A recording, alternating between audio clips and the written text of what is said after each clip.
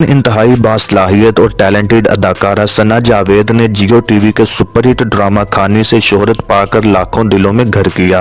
अपनी बेमिसाल एक्टिंग, खूबसूरत शक्ल और प्यारी सी मुस्कुराहट के जरिए वो लाखों दिलों में घर कर चुकी हैं। आज के वीडियो में हम आपके साथ सना जावेद की जिंदगी के कुछ ऐसे राज शेयर करेंगे जो शायद आप पहले ना जानते हों, तो आपसे रिक्वेस्ट करूंगा कि वीडियो को एंड तक जरूर देखें। अदाकारा सना जावेद 25 मार्च 1993 को पैदा हुई और 2020 के मुताबिक वो 27 साल की हो चुकी हैं। सना ने अपने करियर का आगाज एक मॉडल के तौर पर किया और एक्टिंग की दुनिया में उन्होंने सपोर्टिंग एक्ट्रेस के तौर पर कदम रखा। 2012 में उन्हें ड्रामा मेरा पहला प्यार में पहली मर्तबा देखा गया और उसी साल ड्रामा शहरेजाद में वो छोटा सा रोल करती हुई नजर आई। आपको बता दें कि सना जावेद की पैदाइश सऊदी अरब के शहर जद्दा की है, क्योंकि उनकी पैदाइश के वक्त सना के वालिदैन सऊदी अरब में ही रहते थे। ताहम सना की पैदाइश के बाद वो पाकिस्तान आ गए और कराची में रहने लगे। सना ने अपनी स्कूल तक की पढ़ाई कराची ग्रामर स्कूल से की और यूनिवर्सिटी ऑफ कराची से अपना ग्रेजुएशन कंप्लीट किया। 2013 में सना जावेद मशहूर मारूफ ड्रामा प्यारे अफजल में नजर आई, जहां उन्होंने आयजा खान की बहन का रोल प्ले किया। लगता है नींद की गोली खा ली उसने। नहीं, नाराज हो गया है बस। इतनी इंसल्ट के बाद नींद कैसे आती है? तुम फोन करो। अच्छा ठहरो, SMS करो और लिखो कि अगर तुमने जवाब नहीं दिया तो मैं तुम्हारे घर आ रही हूँ। फिर भी नहीं उठाया तो समझूंगी नींद की गोली खाकर सो गया कम्बा। अरे प्यार से कह रही हूँ। इस ड्रामे से उन्हें काफी शोहरत मिली, लेकिन असल पहचान उनकी ड्रामा खानी से बनी। सना जावेद एक लंबे अरसे तक पाकिस्तान के टीवी एक्टर गौहर रशीद के साथ रिलेशनशिप में रही हैं और दोनों ने एक लंबा अरसा एक दूसरे को डेट किया है। गौहर ने सना के बर्थडे पर एक ग्रैंड पार्टी का इंतजाम भी किया था, जिसमें शोबे से ताल्लुक रखने वाली कई बड़ी सेलिब्रिटीज ने शिरकत की थी। ताहम बाद में उनके ताल्लुकात खराब होना शुरू हो गए और दोनों का ब्रेकअप हो गया। 2017 में सना जावेद ने अपनी पहली film Mehrunisa we love you में दानिश तैमूर के साथ काम किया। फिल्म लोगों ने काफी पसंद की और फिल्म ने अच्छे पैसे भी कमाए। अदाकारा का कहना है कि वो किसी ऐसे मर्द के साथ शादी करना चाहेंगी जो उन्हें हर कदम पर सपोर्ट करे, चाहे वो उनका करियर हो या दूसरी जिंदगी। किसी भी चीज पर वो उन्हें रोक टोक ना करे और उन पर मुकम्मल ट्रस्ट करे। लेकिन ऑब्वियसली ऐसा ही मर्द होना चाहिए जो आपको हमेशा आपकी हर स्टेप पे सपोर्ट करे, चाहे वो आपका करियर हो, चाहे वो आप कुछ करना चाहते हो, किसी चीज़ पे आपको मना नहीं करे, ट्रस्ट करे आप पर और एम्पावर करे, यू नो।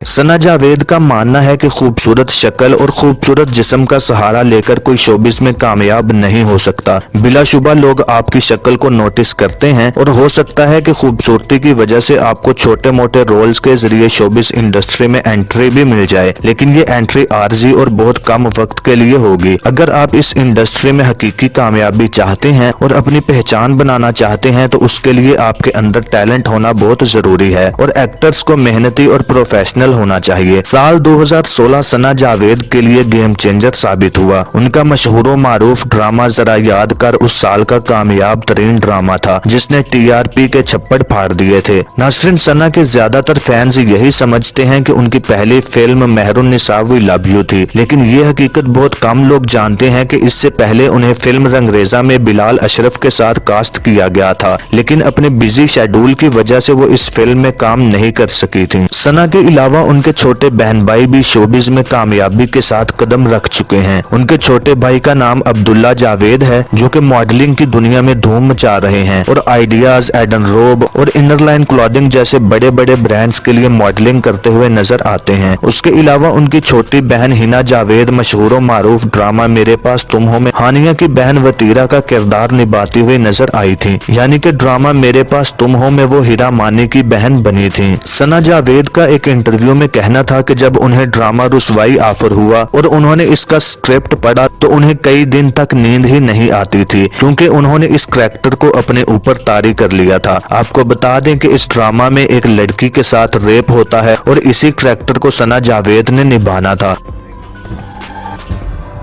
उनका कहना था कि ये सीन याद करते ही उनके रोंगटे खड़े हो जाते थे और वो अपनी माँ और अपने भाई को पास बिठा लेती थी कि जब तक वो सो न जाएं वो उनके पास ही बैठे रहें। और सभी जानते हैं कि सना ने इस करैक्टर को पूरी तरह से जस्टिफाई किया और किस खूबसूरती से इस सीन को निभाया और इस ड्रामा के जरिए अपने देखने वालों को इशारों इशारों में ही कई जरूरी बातें भी समझा दी। लेकिन फिर जब उसके बाद के मैंने सीन्स पढ़े, मैंने कहा ठीक है ये पेनफुल है, मुझे पता है मुझे करने में भी बहुत स्ट्रेस होगा और इट वाज वेरी डिफिकल्ट। मैं बहुत अपसेट थी और मैं बहुत डिप्रेशन में भी गई हूँ और बहुत ज़्यादा डिप्रेशन में गई हूँ काफ़ी टाइम तक कि वो नहीं जा रहा था। मतलब मुझे बहुत टाइम लगा है, मुझे 4-5 महीने लगे हैं और तब तक मैंने कुछ साइन भी नहीं किया क्योंकि वो मुझसे नहीं हो रहा था। मैं इसको अपने सिस्टम से नहीं निकाल पा रही थी। मैं रातों को डर जाती थी।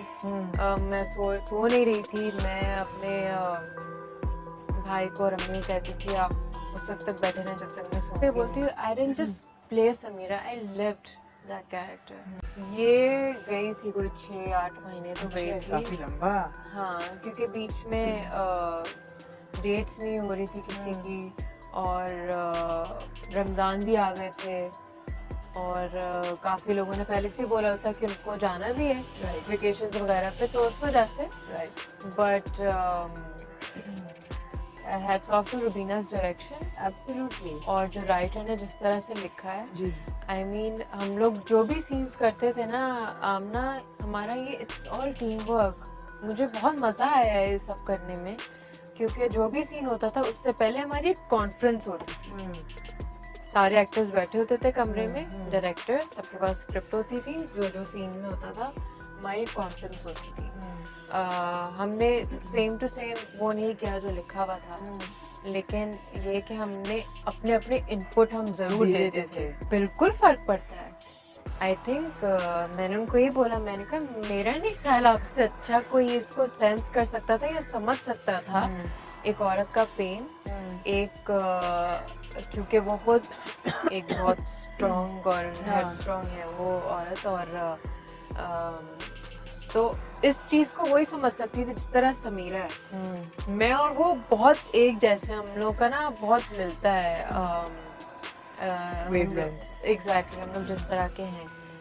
तो उनकी और मेरी तो हम लोग एक ब्रेनस्टॉर्मिंग चल रही होती थी सेट पे, क्योंकि since the topic is very sensitive और इतना रिस्की है, एक भी चीज इधर से उधर और आपका कंटेंट गया, बिल्कुल, because this was actually very sensitive. बिल्कुल। और हमें उन सब लोगों का, हमें ऑडियंस के जज्बात का भी ख्याल रखना था, हमें इसकी सेंसिटिविटी, बिल्कुल इसका ख्याल रखना था, और बहुत सारी टीम वर्क और बहुत सारी ब्रेनस्टॉर्मिंग और बहुत सारे सबके इनपुट होते थे। रुबीना की बेस्ट बात ये कि वो एक्टर का सुनती थी, इनपुट सबके सुनती हैं, क्योंकि वो ये कहती थी, मुझे ये था कि तुम, क्योंकि समीरा को तुम जी रही हो ना, तो मुझे तुम्हारा सुनना है। और हैट्स ऑफ टू हर, उन्होंने मुझे करने दिया जो मैं करना चाहती थी। तो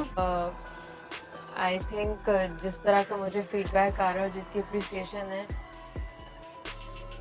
मैंने नहीं देखा अपने किसी भी प्रोजेक्ट पे कि मुझे, मतलब आना पूरी दुनिया से मैसेजेस आना, जिनको उर्दू नहीं भी समझ आ रही हो, वो कुछ करके सबटाइटल्स वगैरह पता नहीं किस तरह करके वो देख रहे हैं, मोरक्को से और from all over the world. अच्छा, ये हुआ था, और आई थिंक वो एक शॉट में बहुत क्लियरली हमने उसको दिखाया भी, उसको ऑब्वियस भी किया है। एक हाथ का शॉट है मेरे और अब्बा के, जब वो हाथ, मैं यूं उनको खींच रही हूँ और उन्होंने यूं हाथ छुड़वाया है, हाँ, अपना हाथ छोड़ा है मेरे हाथ से। मुझे तभी वो जो मेरी आंखें नहीं खुलती डिसबिलीफ में, अब्बा, वो हमने बहुत उस तरीके से उसको शूट किया था कि वो मेरे ख्याल से काफी लोगों को समझ में भी आया था, फिर बाद में अब्बा ने वो एडमिट भी किया। इसलिए इसका मतलब ये था कि रेप विक्टिम होता है, उसके बाद डॉक्टर ने भी, जो डॉक्टर दिखाई है, डॉक्टर मदीहा जो मेरी कॉलीग है, वो कहती है 48 घंटे के अंदर अंदर हमें इसका टेस्ट करवाने जरूरी हैं, बिल्कुल इसको हॉस्पिटल ले जाना ये जरूरी है। बहुत जरूरी मैसेज था देना। हाँ, बिल्कुल और हमने वो बिटवीन द लाइंस हमने ये बिल्कुल। करना था, because you know it's TV, it's not a documentary, बिल्कुल, और बिल्कुल। टीवी के कुछ रिस्ट्रिक्शंस होते हैं और उस तरह के इश्यूज होते हैं, तो इसलिए वो डॉक्टर ने वो बोला भी कि 48 घंटे के अंदर ही करना है। बिल्कुल और आई थिंक वो सारी चीज़ें उसमें क्लियर हैं कि वो टेस्ट क्यों हुए हैं। बेसिकली अगर फोरेंसिक निकाला जाए तो एविडेंस मिल जाएगा कि रेपिस्ट कौन थे। यही चीज़ है ना, इसीलिए 48 आवर्स बीच में करते हैं कि डॉक्यूमेंटेशन हो जाए हर चीज़ की। ये इस चीज़ के अलावा भी है। चीज़ थी ऑब्वियसली। हमने अपने रिव्यू में बोला था कि इसमें ये होता है कि रूल्स ऑफ प्रेगनेंसी या बेसिकली, राइट? सो वो सारा कुछ pregnancy and STD. Exactly any kind of disease, तो वो ये है कि वो शी इज क्लियर। या शी इज क्लियर।